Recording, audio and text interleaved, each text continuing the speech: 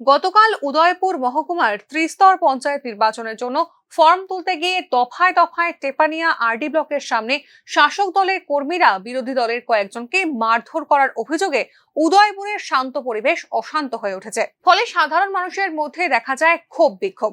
তার 24 ঘন্টা পার হতেই শুক্রবার জামতলা জাতীয় কংগ্রেস দল গোমতী জেলা অফিস থেকে এক মিছিল বের করে উদয়পুর সেন্ট্রাল রোড, পুরনো মোটর স্ট্যান্ড, মহাদেব দিঘির পার হয়ে গোমতী জেলা শাসকের অফিসে গিয়ে গোমতী জেলা পরিষদের 13টি আসনের মধ্যে আজ 12 জন মনোনয়নপত্র জমা দিয়েছেন। ভারপ্রাপ্ত গোমতী জেলা শাসক সুমিত লোধের কাছে এই মনোনয়নপত্র জমা দেন তারা।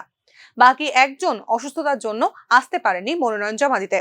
পরবর্তী সময় এসে মনোনয়নপত্র জমা দেবেন বলে জানিয়েছেন বাকি নেতৃত্বরা। নির্বাচনে 13টা আসন রয়েছে, সাধারণ এবং সংরক্ষিত মিলিয়ে আমরা 13টা আসনেই আমরা ভারতীয় জাতীয় কংগ্রেসের তরফ থেকে আমরা মনোনয়ন সেখানে দাখিল করব।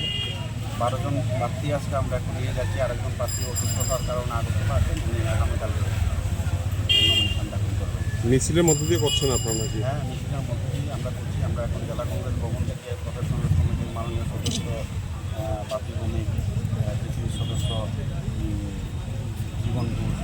গতকাল একটি যে রাজনৈতিক সংঘর্ষ হয়েছে, তারপরে আজকে আপনাদের এই মিছিল কতটুকু নিরাপত্তাহীনতায় ভুগছেন আপনারা? থাকবে আমরা জানি, ভারতীয় জনতা পার্টি সরকারি রাজ্যে ক্ষমতা আসার পর নির্বাচন নামে সেখানে প্রহসন করেছে।